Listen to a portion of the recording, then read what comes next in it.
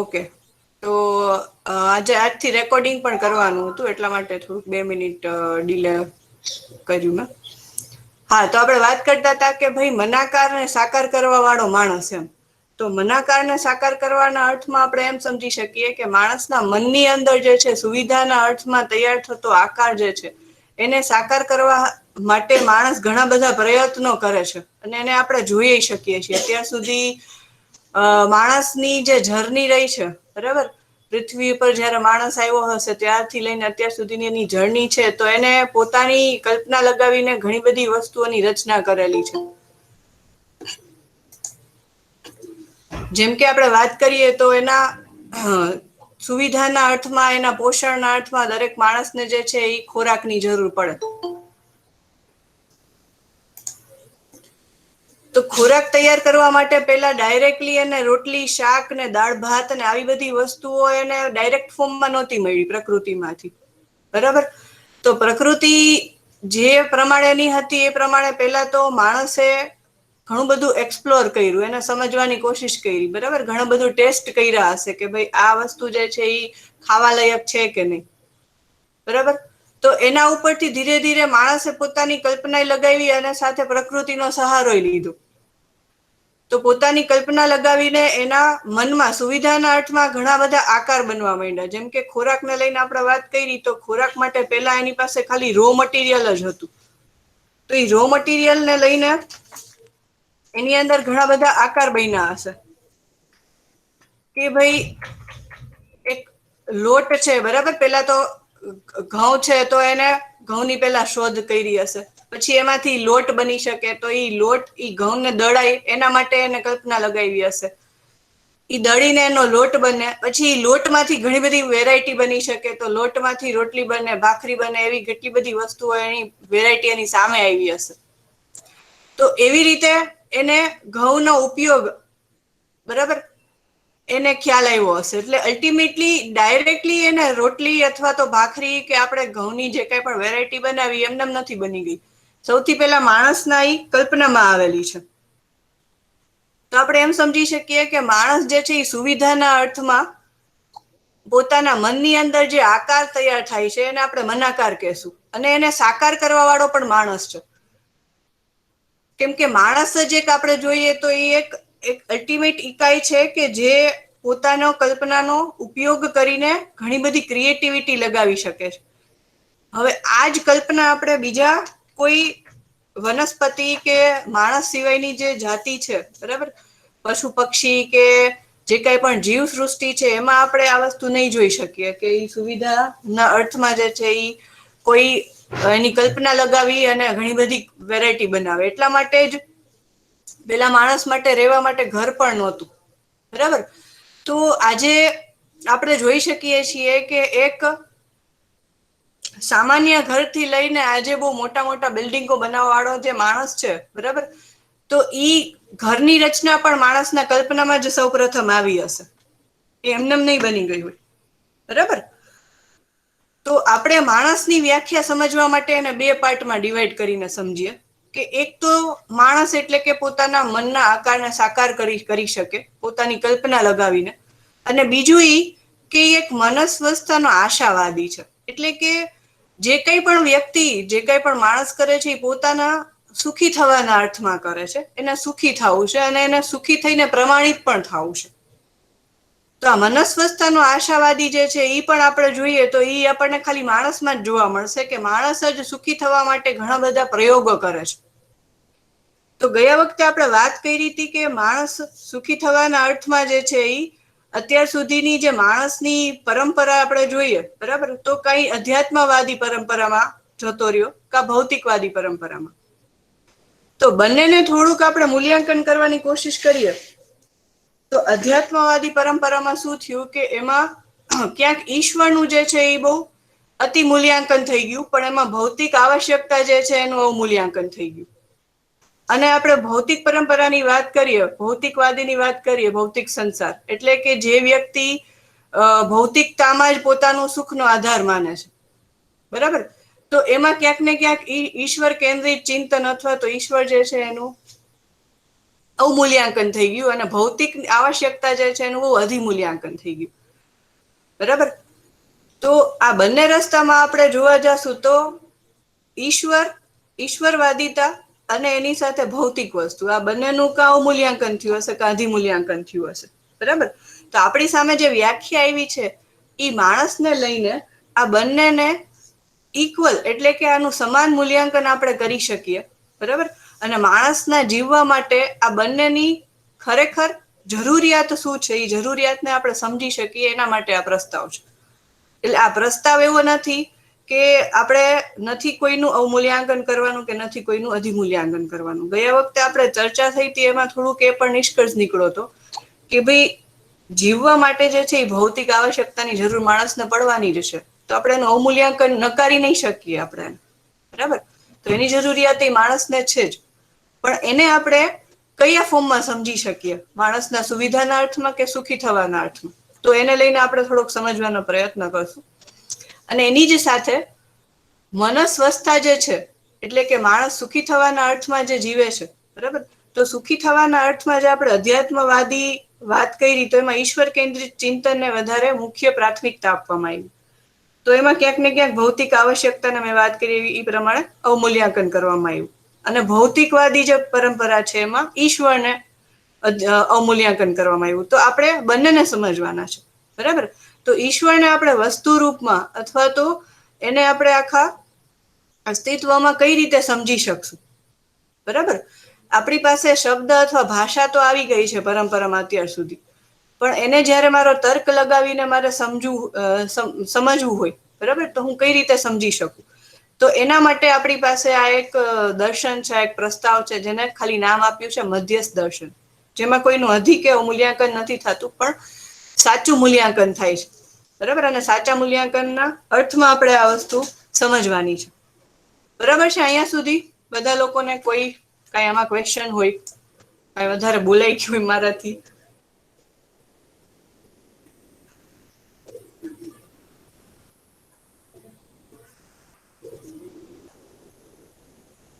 કોઈને કઈ શબ્દો ભારે લાગે કે કોઈ જગ્યાએ કઈ ના ખ્યાલ આવે તો પ્લીઝ પૂછી શકો છો દરેક લોકો. તો આપણે વાત કરતા હતા કે પેલા આપણે આ મનાકાર વાળી વસ્તુ જે છે એને થોડુંક ડિટેલમાં સમજવાની કોશિશ કરીએ કે સુવિધા જે છે એ આપણે કોને કહેશું, અને ખરેખર સુવિધા જે છે એ તો માણસ માટે કયા અર્થમાં છે. બરાબર. તો સૌથી પહેલા આપણે જોઈએ તો આ માણસ ની રચના જે છે એ આપણે જોઈ શકીએ કે પેલા જ્યારે શરૂઆત જે છે આપણે કહીએ કે પશુઓની જેવું એનું જીવન હતું. બરાબર. કે એને ખબર ના પડતી કે કેવી રીતે ચાલવું, કેવી રીતે બોલવું, શું કરવું. તો એનું આખું આપણે પહેલા તો એની શરીરની રચના જોઈએ તો એ જ પશુની જેવી હતી. પછી ધીરે ધીરે થોડું ઘણું એક્સપ્લોર થતો ગયો માણસ. બરાબર. અને થોડું ઘણું એને પ્રકૃતિ સાથે અને ધરતી સાથે ઘણી બધી વસ્તુઓનું, જેમ કે હવા છે, પાણી છે, ખોરાક છે, તો આ બધી વસ્તુઓ એની પાસે આવતી ગઈ અને એની કલ્પના લગાવતો ગયો. એમ એને ખ્યાલ આવતો ગયો કે ભાઈ માણસના જીવવાના અર્થમાં એટલે કે મારા સુવિધાના અર્થમાં મારે શું શું ચેન્જીસ કરવાની જરૂર છે. તો એવી રીતે ઘણી બધી વસ્તુની વેરાયટી આપણે સામે આવી. તો આ એક બીજો એક્ઝામ્પલ છે કે જેમાં આપણે જોઈએ કે પેલા કબીલા યુગ જયારે હતો ત્યારે માણસ પાસે ખાવા લાયક જે વસ્તુ હતી એ પ્રકૃતિમાં જે નેચર ફોર્મમાં મળતી ઈજ પ્રકારની વસ્તુ હતી. બરાબર. અને રાઈટ સાઈડ આપણે જોશું તો આ ગુજરાતી આખી થાળી આપણી સામે છે કે જેમાં દાળ, ભાત, શાક, રોટલી અને ઘણી બધી બીજી વસ્તુઓ છે. બરાબર. તો આ એક માણસની કલ્પનાનો જ આધાર છે કે જેને આટલી બધી વેરાયટીઓ બનાવી છે. તો આ કયા અર્થમાં છે? તો આ ક્યાંક ને ક્યાંક માણસને પોતાના સર્વાઈવલ પોઈન્ટ ઓફ વ્યૂ થી એક ખોરાકની જરૂર પડે છે. તો એ ખોરાકની જરૂર પડે છે એના માટે એને આવી વિવિધ પ્રકારની રચનાઓ કરી છે. બરાબર. પછી આપણે જોશું કે એવી જ રીતે પેલા વાતચીત કરવા માટે માણસ જે છે એકબીજાના ઘરે જતો. બરાબર. પછી જયારે આપણે એક જગ્યાએથી બીજી જગ્યાએ ડિસ્ટન્સ થઈ ગયું, એટલે કે માની લો રાજકોટ થી અમદાવાદ મારે કોઈ સાથે વાતચીત કરવી છે તો પેલા પત્ર વ્યવહાર થતા. બરાબર. તો એ પત્ર વ્યવહાર માટે ઘણી બધી ઘણી બધી વસ્તુમાં ચેન્જીસ આપણે જોયા કે પેલા ઈ પત્ર લખવાની સ્ટાઇલ જે છે એ કયા પ્રકારની હતી, એમાં જે પેનનો યુઝ થતો એ કયા પ્રકારનો હતો, એમાં જે આપણે પોસ્ટ કરતા એ કયા પ્રકારે કરતા, બરાબર. તો એમાંય ઘણા ઘણા બધા પ્રકાર આપણે જોયા કે પેલા રજિસ્ટર્ડ આઈડી આવ્યું, પછી ધીરે ધીરે સ્પીડ પોસ્ટ આવ્યું, બરાબર. એમાંય ઘણા બધા ચેન્જીસ આપણે જોયા. પછી ધીરે ધીરે એમાં કોડલેસ ફોન આવ્યો, બરાબર, કે જે થોડાક અંતર સુધી માણસ એકબીજા સાથે વાત કરી શકે. કોડલેસ ફોનમાંથી પછી સાવ સામાન્ય ફોનની રચના થઈ કે જે એક જગ્યાએથી બીજી જગ્યાએ આપણે સાવ વાયરલેસ ફોર્મમાં કમ્યુનિકેશન કરી શકીએ, વાતચીત કરી શકીએ. ધીરે ધીરે આપણે જોઈએ તો આજે આપણી પાસે મોબાઈલ ફોન સુધીની આપણી એક માણસે પોતાની કલ્પના લગાવી છે. તો અલ્ટિમેટલી આ શેના માટે છે? તો આ માણસે પોતાના મનનો આકાર જ સાકાર કર્યો છે. તો એ મનનો આકાર સાકાર શેના માટે કર્યો છે? તો કે સુવિધા માટે. તો આમાંથી કઈ સુવિધા આપણને જોવા મળશે? તો કે માણસ માણસ સાથે વાત કરી શકે એના માટે આટલી બધી વસ્તુની રચના થઈ. પણ આવા પ્રશ્ન એ થાય કે ખરેખર આજે મોબાઈલ ફોન આવી જવાથી માણસ માણસ સાથે વાત કરે છે? એટલે કે માણસ માણસ સાથે ખરેખર ભાવપૂર્વક વાત કરે છે કે પછી ખાલી વાત કરે છે, ફોર્માલિટી માટે વાત કરે છે?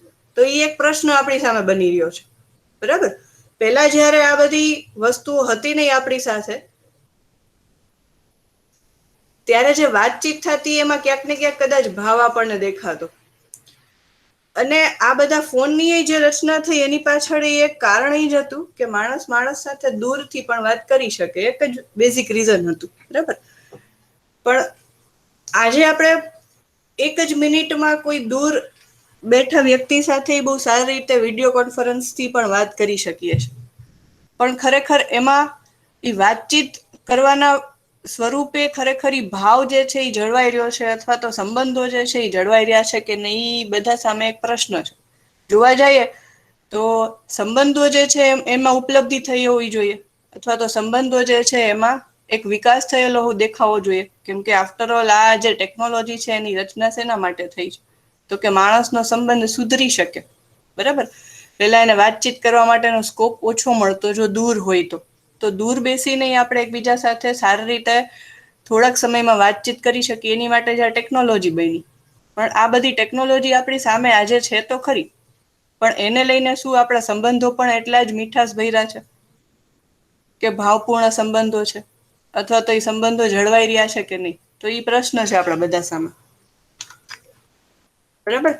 એવી જ રીતે આપણે બીજા જે સાધનો જોઈએ કે એક જગ્યાએથી બીજી જગ્યાએ જયારે માણસને પોહોંચવું હતું તો પેલા માણસે ચાલવાથી ચાલુ કર્યું, બરાબર. પેલા માણસ ચાલીને જતો એક જગ્યાએથી બીજી જગ્યાએ. પછી ધીરે ધીરે એને પશુઓનો યુઝ કર્યો, બરાબર. હાથી છે, ઘોડા છે, તો આનો સહારો લીધો એને એક જગ્યાએથી બીજી જગ્યાએ ચાલવા માટે. પછી ધીરે ધીરે બળદ ગાડા આવ્યા, બરાબર.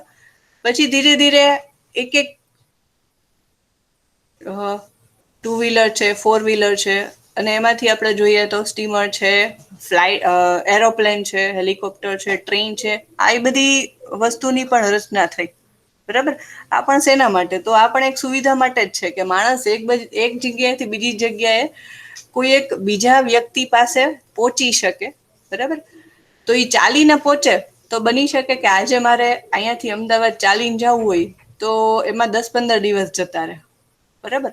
પણ હું બસનો સહારો લઉં તો હું 3 થી 4 કલાકમાં પહોંચી શકીશ. તો મારો સમયગાળો જે છે એ ઘટાડવામાં આવ્યો, બરાબર.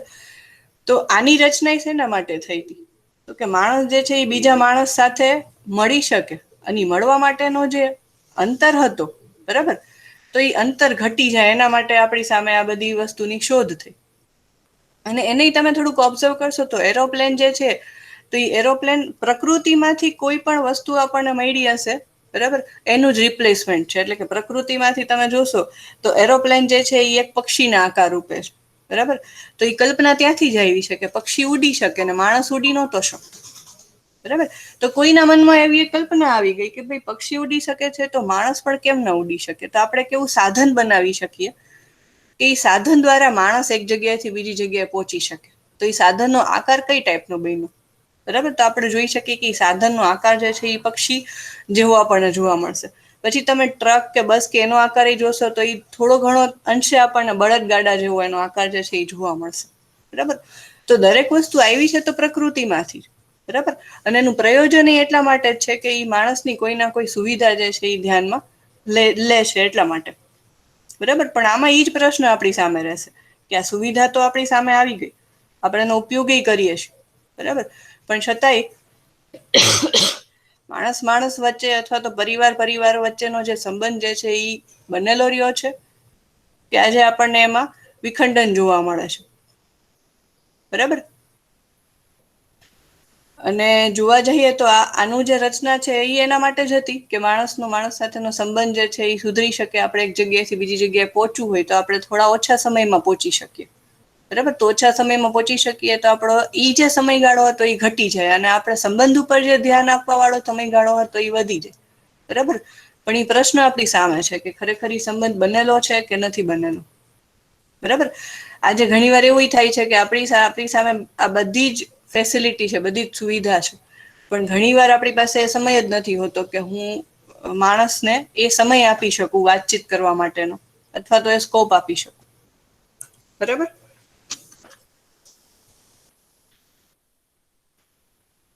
તો આના ઉપરથી સુવિધાની એક વ્યાખ્યા હું તમારા સામે મૂકવા માંગુ છું, પછી આપણે તમારા તરફથી કોઈ પ્રશ્ન હોય તો એ પણ લેશું. તો સુવિધાને આપણે એવી રીતે સમજી શકીએ કે જે મારા શરીરના પોષણ, સંરક્ષણ અને સદુપયોગના અર્થમાં જે વસ્તુની જે આકાંક્ષા છે તેને આપણે સુવિધા કહેશું, બરાબર.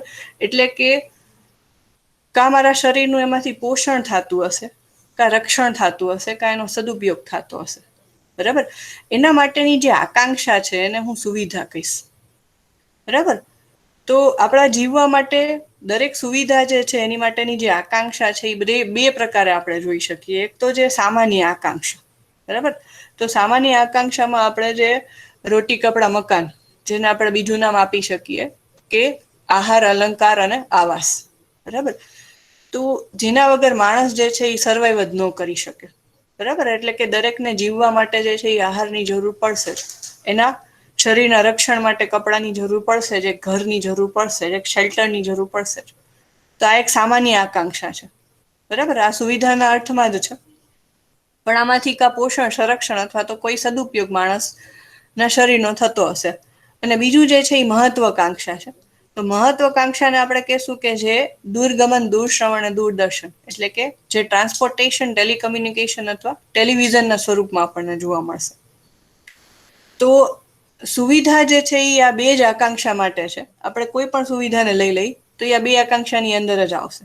પણ એને આપણે સુવિધા કહેશું કે નહીં, એને આપણે કેવી રીતે સમજી શકીએ? તો કે ઈ કા પોષણ, સંરક્ષણ અને સદુપયોગ એનાથી જો થતો હોય તો ઈ સુવિધામાં આપણે લેશું. જો એ નથી થતું તો એનો મતલબ આપણે કંઈક બીજું સમજી લીધું છે, બરાબર. અથવા તો આપણે બીજી જગ્યાએ દોડીએ છીએ. તો અહીંયા સુધી આપણે થોડુંક રાખીએ આજે, અને એટલે આગળ હજી આપણે સમજવાનું છે. પણ એમને પૂછો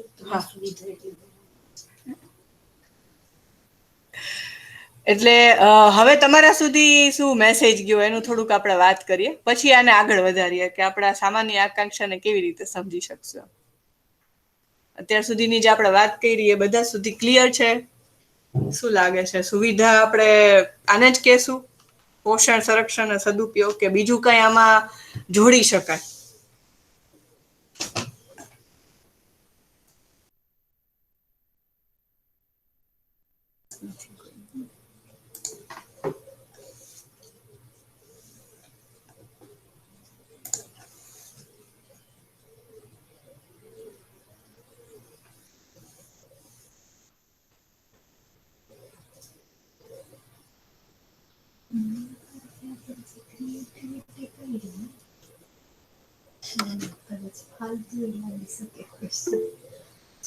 ઓકે, બરાબર છે. જ્યોતિબેન નું કેવું છે બરાબર છે. હા, રીટાબેન તમે કઈ કહેશો કે આપણે જે સુવિધા વિશે સમજ્યા એમાં બરાબર વાત થઈ છે કે એમાં કઈ તમને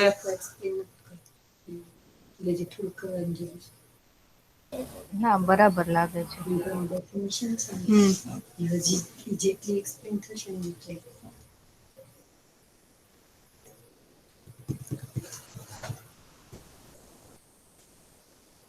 દક્ષાબેન, તમને?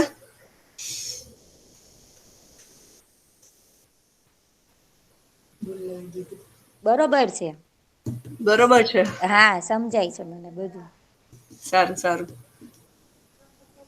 કોઈને કઈ પ્રશ્ન હોય તો પૂછી શકે છે. આપણે એકચ્યુઅલી માણસને સમજવાનો પ્રયત્ન કરીએ છીએ. એટલે આપણે શરૂઆત એનાથી કરી હતી કે મનાકાર ને સાકાર કરવાના અર્થમાં એને આપણે માનવ કહેશું, એટલે કે માણસ કહેશું. બરાબર? તો એ મનાકાર ને સાકાર શેના અર્થમાં કરે છે? તો કે પોતાની સુવિધાના અર્થમાં કરે છે. સુવિધાને આપણે બે પ્રકારે જોઈ, કે કાંઈ સામાન્ય આકાંક્ષા માટે હશે, કે અમારી મહત્વ આકાંક્ષા માટે હશે. સુવિધા ખાલી શરીર માટે હશે. સુવિધા જોડાયેલી છે ખાલી શરીર માટે. ઈ ક્લિયરલી, હા, ઈ ક્લિયરલી.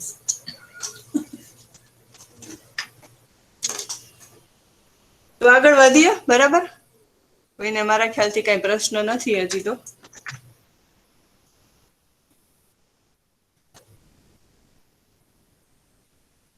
અહીંયા મેં એક ચાર્ટ બનાવવાની કોશિશ કરી છે, કે જેથી આપણે થોડુંક એને એક્સરસાઇઝ કરી શકીએ અને સમજી શકીએ કે જે કાંઈ પણ આપણે સુવિધાનો ઉપયોગ કરીએ છીએ, બરાબર, તો એ સુવિધાનો ઉપયોગ કરીએ છીએ તો એ શું મારા પોષણ, સંરક્ષણ કે સદુપયોગના અર્થમાં છે કે નહીં? પહેલા તમે આગળ એક ડિફાઇન કરી નાખો, પછી એને મૂકો. આગળ રાખો. બરાબર? હવે અહીંયા એક એક્ઝામ્પલ એવી રીતે લો, એટલે એમાં પોષણ શું, રક્ષણ શું, અને પછી ચાર્ટ મૂકો. એમ મૂકો. સારું. તો એટલે હું એ કહેવાની કોશિશ કરું છું કે આપણે થોડીક એક્સરસાઇઝ આ પ્રમાણે કરીએ કે જે પણ સુવિધા, પેલા તો આપણે સુવિધા કઈ કઈ ઉપયોગ કરતા હોય ડે ટુ ડે લાઈફમાં, બરાબર? એક તો આપણે સામાન્ય આકાંક્ષાની જે સુવિધા જોઈ, કે જે આપણા રોટી કપડા મકાનમાં આવતી હોય. રોટી કપડા મકાનમાં એટલે ફૂડની કેટલી બધી વેરાયટીઓ આપણે લઈએ છીએ, બરાબર? તો આપણે જે કાંઈ પણ ફૂડ લઈએ છીએ, બરાબર, તો એનાથી મારા શરીરનું પોષણ થવું જોઈએ. બરાબર? તો જો એનાથી મારા શરીરનું પોષણ થાય છે, તો ઈ ખોરાક મારી માટે એ સુવિધામાં હું ઇન્ક્લુડ કરીશ. બરાબર? નકર પછી એને બીજું કંઈક હું ગણી લઈશ, જો એનાથી પોષણ જ નથી થતું મારું તો. એવી રીતે મારા રક્ષણના અર્થમાં આપણે જોઈએ તો આપણા શરીરના રક્ષણના અર્થમાં આપણે જે કાંઈ પણ વસ્તુનો ઉપયોગ કરીએ છીએ, બરાબર, જેમ કે કપડાં છે, તો કપડાં શેના માટે છે? તો કે કપડાથી મારા શરીરનું રક્ષણ થાય છે. બરાબર?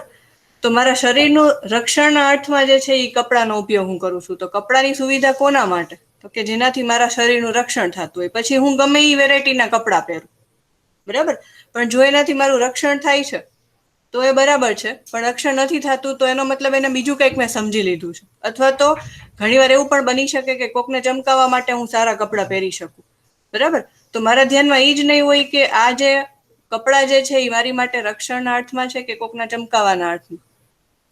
બરાબર? તો જ્યાં સુધી ચમકાવાના અર્થમાં પહેરીશ તો મને ખબર જ નહીં પડે કે મારે કેટલા કપડાં જોશે, અથવા તો કેટલા કપડાથી મને સંતોષ થઈ જશે. બરાબર? પણ જ્યારે મને ઈ ક્લિયર હશે કે કોઈ પણ કપડાં છે તો એ મારા રક્ષણના અર્થમાં છે, તો મારા રક્ષણના અર્થમાં જેટલા મારી પાસે અવેલેબલ કપડાં છે એનાથી મને સંતોષ પણ થશે. પછી હું કોકને ચમકાવવા માટે કપડાં નહીં પહેરું. બરાબર?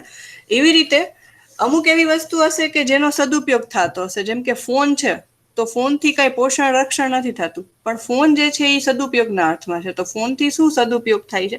તો કે ફોનથી આપણે એકબીજા સાથે વાતચીત કરી શકીએ છીએ. બરાબર? તો એ વાતચીત કરવી એનો મતલબ કે એક સદુપયોગના અર્થમાં હું ફોનનો વપરાશ કરું છું અથવા ફોનને વાપરું છું. એક્સટેન્શન છે. અથવા તો હા, મારા શરીરનું હા, અથવા તો આપણે એમ કહી શકીએ કે એ જે છે એ મારા શરીરનું એક એક્સટેન્શન છે. એટલે કેમ કે મારે અહીંયાથી હું જે બોલીશ, બરાબર, તો હું બોલીશ એ અમુક એરિયા સુધી મારો અવાજ પહોંચશે. પણ અહીંથી મારે બોમ્બે સુધી બોલવું હોય તો હું ગમે એટલી રાડો નાખું તો અહીંથી બોમ્બે સુધી મારો અવાજ નથી જવાનો. તો એ શરીરના એક્સટેન્શનના ભાગરૂપે આપણે મોબાઈલનો ઉપયોગ કરીએ છીએ. બરાબર? તો ખરેખર મારે કોઈ સંબંધનો નિર્વાહ કરવા માટે, સંબંધ નિભાવવા માટે જ્યારે હું કોઈ ફોનનો ઉપયોગ કરીશ, બરાબર, ત્યારે એનો સદુપયોગ કહેવાશે. પણ મને ખબર જ નથી, અથવા તો હું ટાઈમપાસ માટે એનો ઉપયોગ કરતી હોઈશ, બરાબર, તો ખરેખર એને સુવિધા માટે હું ઉપયોગ કરું છું કે કોઈ બીજા માટે, બરાબર, એનો મને ખ્યાલ નહીં આવે. અથવા તો અનલિમિટેડ ટાઈમ માટે હું એનો વપરાશ કર્યા કરીશ, અથવા તો એનો દુરુપયોગ પણ થઈ શકશે. જેમ કે આપણે જોઈ જ શકીએ છીએ આજે કેટલી બધા સાધન આપણે યુઝ કરીએ તો એ સાધનનો ખરેખર આપણે ઉપયોગ સદુપયોગ કરીએ છીએ કે દુરુપયોગ કરીએ છીએ. તો એ આપણી સામે એક સર્વે છે જ કે જેટલી પણ ટેકનોલોજી છે એનો કેટલો સદુપયોગ થાય છે અને કેટલો દુરુપયોગ થાય છે. તો અહીંયા એક એક્સરસાઇઝ છે એને એક પછી એક આપણે થોડીક સમજવાના પ્રયત્નો કરીએ. કે પેલા મેં એક પાણી લીધું છે, તો શું લાગે પાણી શેના માટે હશે? શરીરના પોષણ, રક્ષણ કે સદુપયોગના અર્થમાં?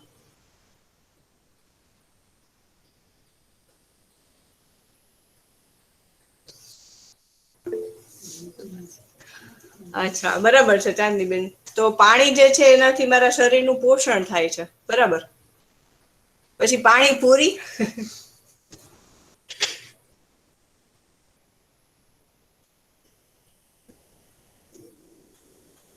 પાણીપુરી શેમાં લેશું આપણે?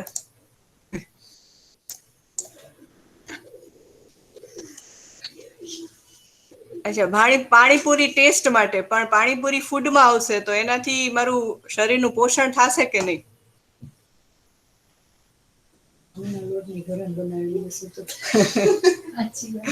તો ચેતનાબેન કે છે કે ઘઉંના લોટની હશે, બરાબર. તો એનાથી શરીરનું પોષણ થશે. અત્યારે આપણે જોઈએ તો ઘણી બધી વેરાયટીની પાણીપુરી આવે છે, એટલે કે હજી મેંદાના લોટની પણ બને છે. તો ખરેખર મેંદો આપણા શરીરના પોષણ માટે છે કે નહીં?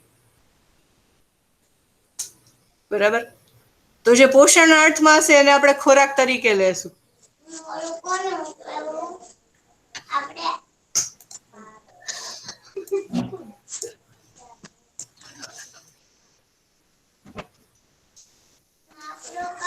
પછી સાડી શેમાં લેશું આપણે?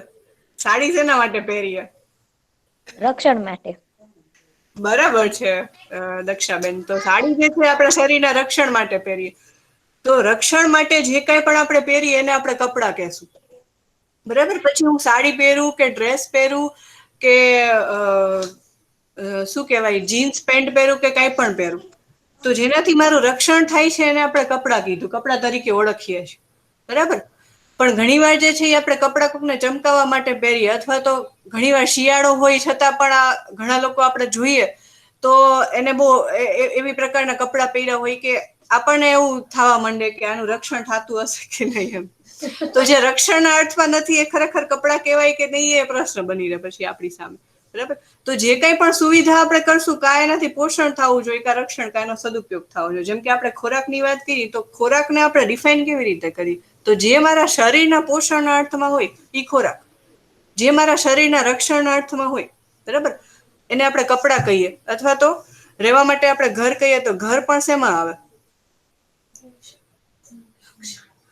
રક્ષણમાં જ આવે. હા, ઘરથી પણ શરીરનું રક્ષણ જ થાય છે,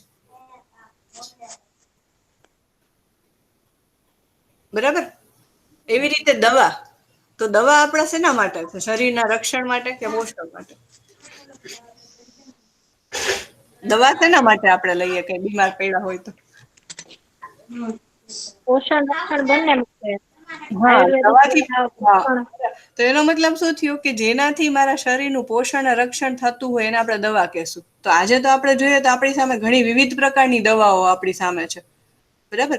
તો એનાથી ખરેખર મારા શરીરનું પોષણ રક્ષણ થાય છે કે નહીં એ આપણને ઘણીવાર ખબર નથી હોતી, આપણે એની માટે જાણકાર જ નથી હોતા. એટલા માટે તો આપણે જોવા જઈએ તો આટલી દવાઓ આપણી સામે છે, આટલા ડોક્ટરો છે અને આટલી બધી ફિલ્ડ આપણી સામે છે. મેડિકલ ફિલ્ડનો આપણે વિકાસ જોઈએ તો કેટલો બધો ક્યાં સુધી પહોંચ્યો છે. પણ છતાંય માણસ આજના સમયમાં વધારે ને વધારે એની મતલબ બીમાર થતો જોવા મળે છે કે પછી આમ વ્યવસ્થિત તંદુરસ્ત અને સ્વસ્થ જોવા મળે છે? શું લાગે બધાને?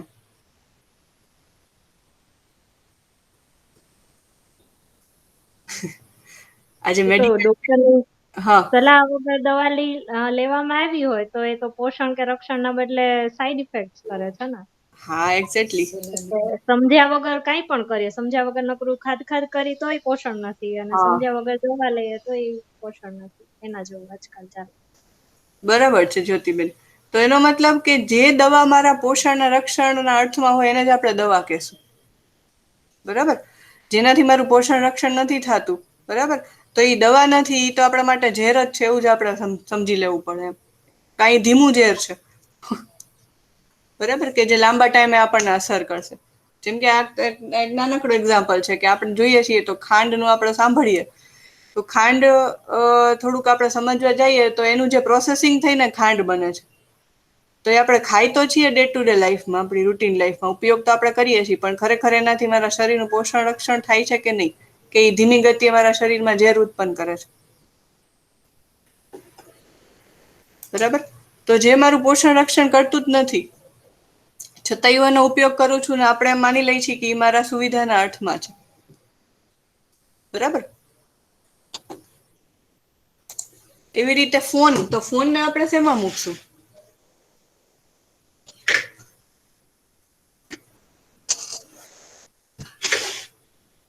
ફોનને શેમાં મૂકશું, સુમિન મેડમ? અહીંયા અમે લોકો 5 જણા બેઠા છીએ. હું છું, ચેતનાબેન છે, રચનાબેન છે, સુમિન મેડમ છે અને વર્ષા મેડમ છે.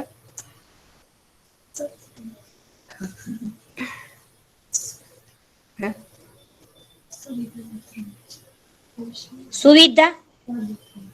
ફોન હાલે સુવિધા છે ને, કા સુવિધા હશે એ શરીરના પોષણના અર્થમાં હશે, કા રક્ષણના અર્થમાં, કા સદુપયોગના અર્થમાં હશે એમ.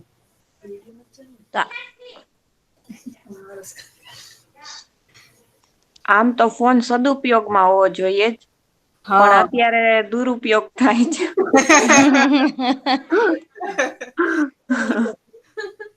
બરાબર છે. તો ફોન જે છે એ સદુપયોગના અર્થમાં છે. જેમ આપણે પહેલા વાત કરી કે મારે એક જગ્યાએથી બીજી જગ્યાએ વાત કરવી હોય તો મારે મારું અવાજની એક લિમિટ આવી જશે. બરાબર? તો એ મારા શરીરના એક્સટેન્શન રૂપે ફોન નો હું યુઝ કરું છું એમ. તો એ સદુપયોગના અર્થમાં છે. પણ હું એનો સદુપયોગ નથી કરતી તો ખરેખર તમે કીધું એ પ્રમાણેનો દુરુપયોગ જ થવાનો છે એમ. તો સુવિધા હશે તો એ સુવિધા કા પોષણ, સંરક્ષણ, સદુપયોગના અર્થમાં જ હશે. બરાબર?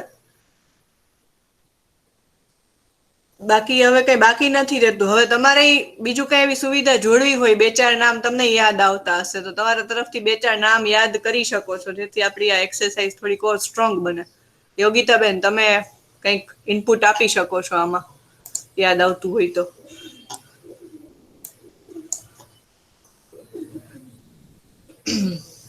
વેહિકલ. હા, વેહિકલ બરાબર છે. વ્હીકલમાં મેં સ્કૂટર લખ્યું છે આમ તો સ્કૂટર, 4 વ્હીલર જે પણ આપણે રહીએ તો શેના માટે છે? હા, એ મારા શરીરનું એક એક્સટેન્શન જ છે કે મારે અહીંથી અમદાવાદ જવું હોય તો હું ગમે એટલો ઠેકડો મારું તો અહીંથી એક લિમિટ સુધી ઠેકડો મારી શકીશ. અત્યાર સુધી એવો કોઈ માણસ નથી બન્યો કે જે અહીંથી ડાયરેક્ટ અમદાવાદ કે બોમ્બે સુધી ઠેકડો મારીને પહોંચી ગયો. તો હાલે ચાલીને જઈ શકે છે, પણ ચાલવાથી જે સમયગાળો હતો એ સમયગાળોને ઓછો કરવા માટે આપણે આ અલગ અલગ પ્રકારના વેહિકલ, ટ્રાન્સપોર્ટેશન વેહિકલની રચના કરી. બરાબર? તો પછી આપણે સ્કૂટર કહીએ. તો મને જ્યાં સુધી એ ખબર હશે કે સ્કૂટરની અથવા તો વાહનની જરૂરત જે છે એ શેના માટે છે, તો કે એ સદુપયોગના અર્થ માટે છે. બરાબર? એક જગ્યાએથી બીજી જગ્યાએ પહોંચવાના અર્થ માટે છે. તો જ્યારે આ વસ્તુ મને ક્લિયર હશે, બરાબર, પછી હું 2 વ્હીલર, પછી હું સ્કૂટર ગમે એ પ્રકારનું લઉં, સ્કૂટી પેપ લઉં, સ્કૂટી લઉં કે લ્યુના લઉં કે ગમે એ વેહિકલ લઉં, બરાબર, એનાથી હું એક જગ્યાએથી બીજી જગ્યાએ પહોંચી શકતી હશે અને મારો સમય ઘટી જતો હશે. બરાબર? તો એ મારા માટે સુવિધા જ થઈ. પણ હું બીજાને ચમકાવવા માટે જ્યારે વ્હાઈટ કલરનું સ્કૂટર કે પિંક કલરનું સ્કૂટર કે આવું જ સ્કૂટર કે આ જ પ્રકારની ગાડી, બરાબર, એ પ્રકારના વિચારમાં હું જઈશ તો એમાં અનલિમિટેડ થઈ જશે. મને ખબર જ નહીં પડે કે મારી કેટલી આમાં આવશ્યકતા છે. તો આમાં આવશ્યકતા પણ નક્કી નહીં થઈ શકે કે કેટલી જરૂર છે. હા, યોગિતાબેન, તમે કંઈક કહો છો? ના. પછી ટીવી અને ઇન્ટરનેટ. હા, ટીવી અને ઇન્ટરનેટ, તો આ પણ સદુપયોગના અર્થમાં જ આવશે. બરાબર છે.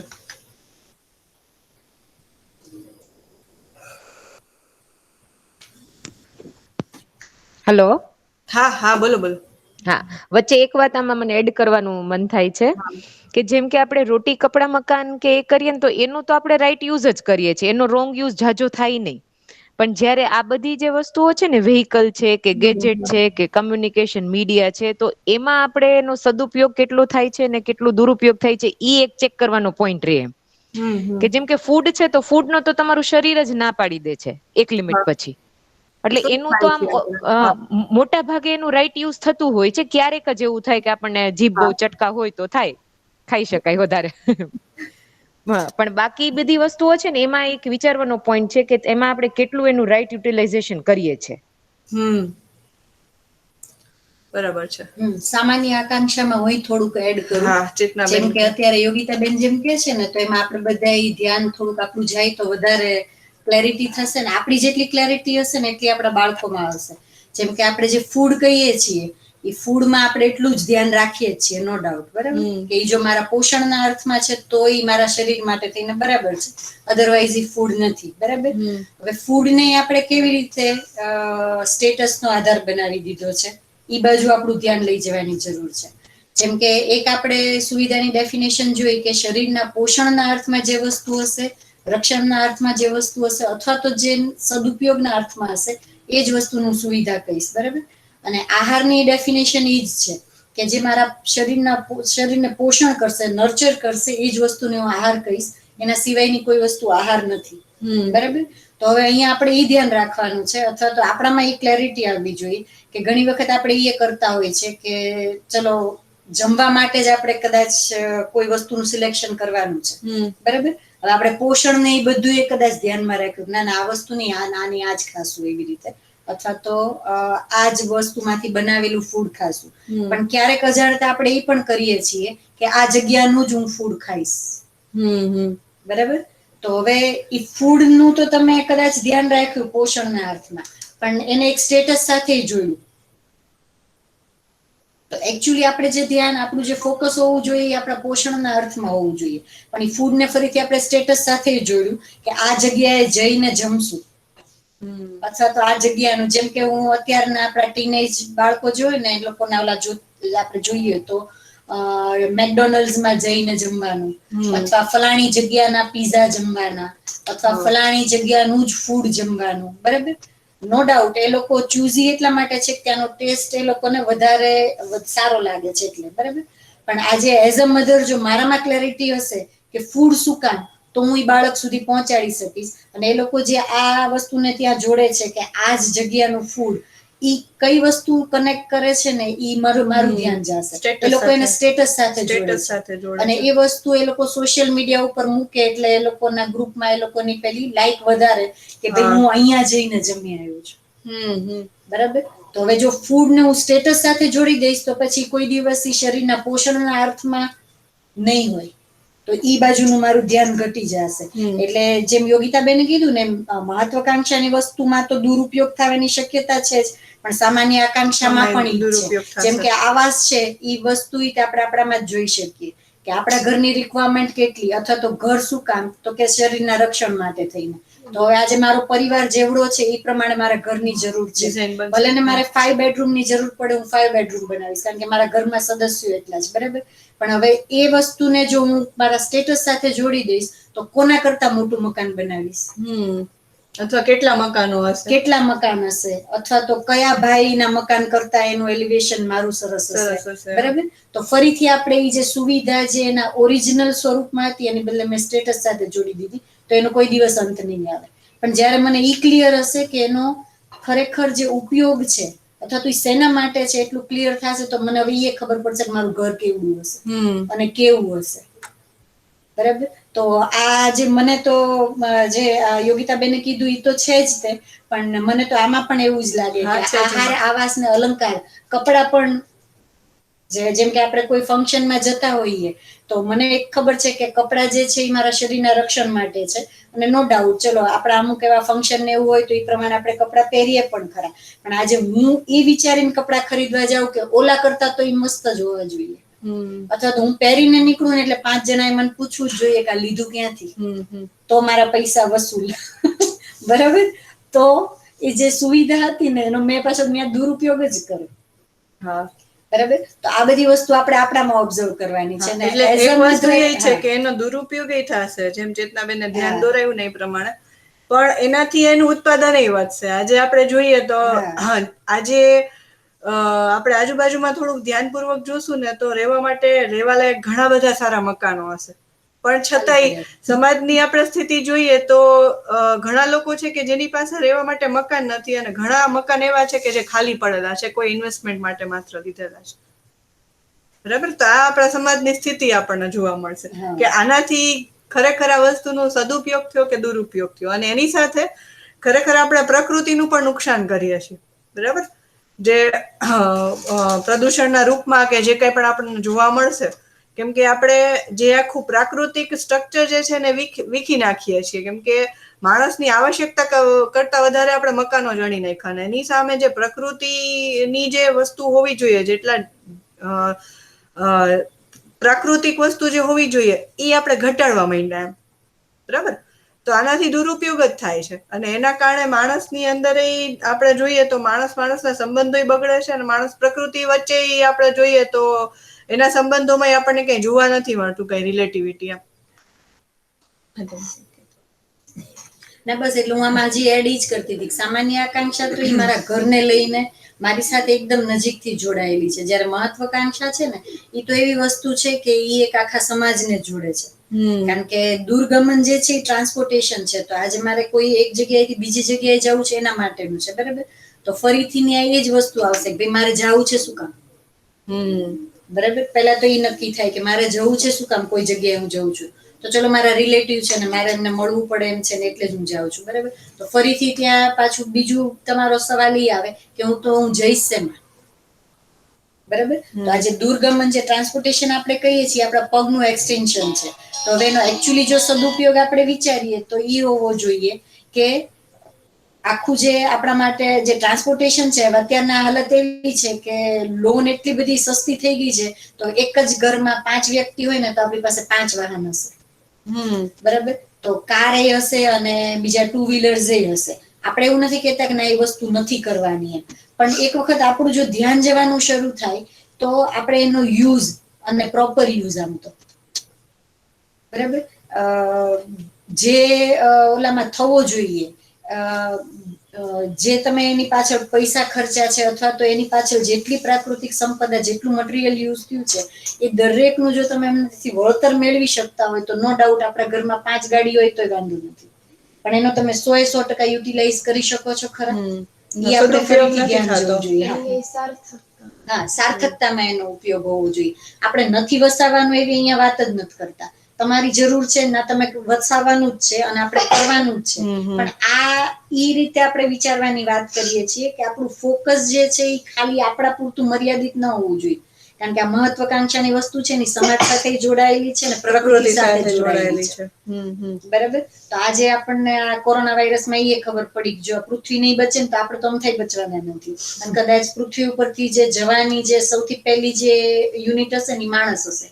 બાકીના બધાને તો પછી અસર થશે, પહેલા માણસ જશે અહીંથી.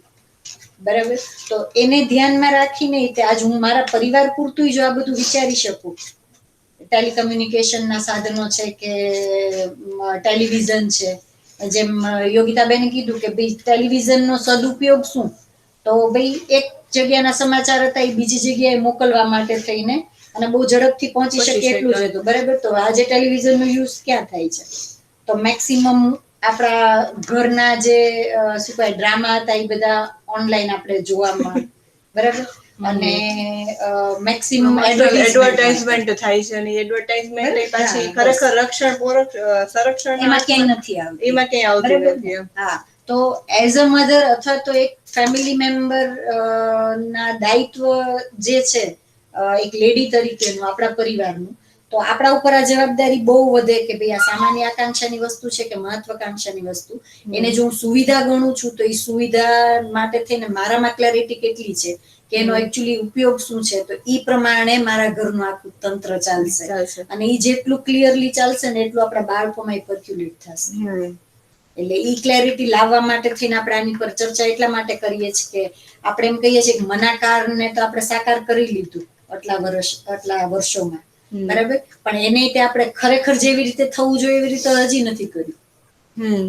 તો માણસ તરીકે આપણે જે અડધી જે જર્ની પૂરી કરીને એમાં હજી ઘણા બધા એટલે એમાં એમ કહી શકીએ કે આટલી ફૂડની વેરાયટી આવવા છતાં પણ માણસ સ્વસ્થ રહી શકશે એવું એક ખોરાક હજી આપણને ખબર જ નથી એમ.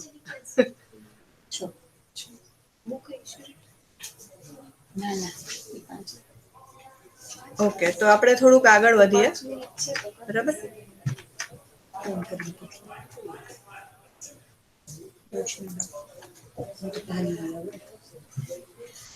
તો આપણે અહીંયા સુધી પહોંચ્યા, આજે આપણે અહીંયા સુધી સમજ્યા કે માણસ મનાકારને સાકાર કરવાના અર્થમાં, એટલે માણસની વ્યાખ્યાને જે આપણે બે પાર્ટમાં ડિવાઈડ કરી હતી, એક તો મનાકારના સાકાર કરવા વાળો, એને આપણે માણસ કહીએ. તો એ મનાકાર જે છે એ સુવિધાના અર્થમાં સાકાર કરે. તો અને સુવિધા કઈ આકાંક્ષાને લઈને છે? તો સામાન્ય અને મહત્વાકાંક્ષા. તો એને આપણે થોડોક સમજવાનો પ્રયત્ન કર્યો. બરાબર. પણ એટલું જ આપણે ખાલી મર્યાદિત રાખી દેશું તો માણસની વ્યાખ્યા અધૂરી રહી જશે. બીજું જે પાર્ટ છે કે માણસ સાથે જોડાયેલો છે એ છે માણસની મનસ્વસ્થતા. તો મનસ્વસ્થતાને આપણે એ રીતે સમજી શકીએ કે એ માણસના સુખી થવાના અર્થમાં છે. એટલે વ્યક્તિ જે કંઈ પણ કરે છે એ પોતાના સુખી થવાના અર્થમાં કરે છે. બરાબર. એટલે આપણે જે હમણાં એક્ઝામ્પલ્સ લીધા કે આજે ચેતનાબેને હમણાં જે એક્ઝામ્પલ આપ્યો કે આજે મારે આજ હોટલમાં જમવા જવું છે કેમ કે એક સ્ટેટસ જોડાયેલું છે. તો સ્ટેટસ સાથે શું કામ મેં એને જોડી દીધું? કેમ કે મારા સ્ટેટસ સાથે મેં મારા સુખને જોડી દીધું. બરાબર. તો આપણે જોવા જશું તો પરંપરામાં સુખી થવાના અર્થમાં માણસ કા ભૌતિકવાદી તરફ ગયો છે, કા આધ્યાત્મવાદી તરફ ગયો છે. બરાબર. પણ એમાં સુખી થવા માટેનું કોઈ ઠોસ એને પ્રમાણ નથી મળ્યું કે જે મારા વ્યવહારમાં મારા પરિવાર સાથે હું કેવી રીતે જીવી શકું, મારા સંબંધોમાં કેવી રીતે જીવી શકું, અને પ્રકૃતિ સાથે હું કેવી રીતે જીવું જેથી કરીને એ સુખની નિરંતરતા મારામાં બનેલી છે. અને આ બે વસ્તુ માણસ માટે જરૂરી પણ છે, પણ ઈ બે વસ્તુની જરૂરિયાત અલગ અલગ છે. શું કામ અલગ અલગ છે? કેમ કે મનાકાર જે છે એ સુવિધાના અર્થમાં છે. તો સુવિધા જે છે સુવિધા જે છે એક જ મિનિટ, એ માણસના શરીર સાથે જોડાયેલી વસ્તુ છે. એટલે મારા શરીરની આવશ્યકતાના અર્થમાં સુવિધાની જરૂર પડે છે. પણ સુખ જે છે, જયારે આપણે સુખને આપણા સુવિધા સાથે જોડી લઈ છીએ, બરાબર, ત્યારે એમાં સુખની નિરંતરતા નથી રહેતી. તો આને આપણે થોડુંક ડિટેલમાં સમજવાની પણ પ્રયત્ન કરશું કે ખરેખર સુખ અને સુવિધા માણસ માટે એક જ છે કે અલગ અલગ છે. બરાબર. અને બીજું એ પણ પ્રશ્ન છે કે શું સુખ જે છે એ મારા શરીરની જરૂરિયાત છે કે મારી પોતાની?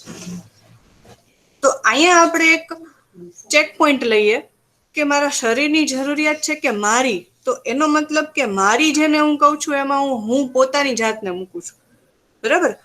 તો હું જે છે એ હું થી ઓળખાવું છું. એટલે કે આપણે જેને હું કહીએ છીએ ત્યારે હું એમ નથી બોલતી કે મારે સુખી થવું છે. એટલે હું એમ નથી કહેતી મારે મારા શરીરને સુખી કરવું છે. બરાબર. મારે ખુશ થવું છે ત્યારે આપણે એવું નથી બોલતા કે મારે મારા શરીરને ખુશ કરવું છે. બરાબર.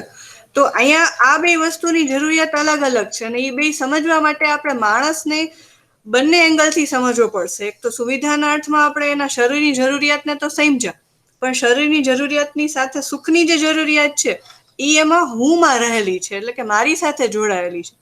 તો મારે મારી અંદર જે હું જે છે એને પણ સમજવું પડશે.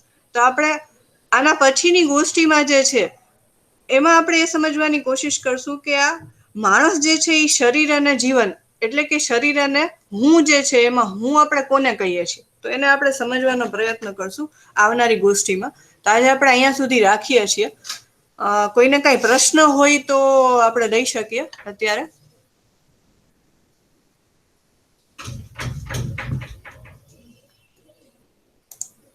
ખરેખર આજે વાત થાય છે બરાબર થાય છે કે નહીં એનું પણ તમે વાત કરી શકો છો.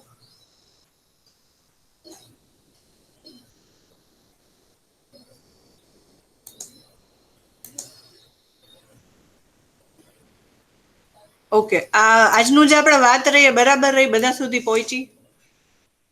કોઈની સહેમતિ અસહમતિ હોય તો જણાવી શકે છે. તેના પર આપણે ચર્ચા કરી શકીએ. શિવાની બેન મારા ખ્યાલથી આજે પહેલી વાર આવેલા છે. તો તમારું કઈ શેરિંગ તમારે કરવું હોય.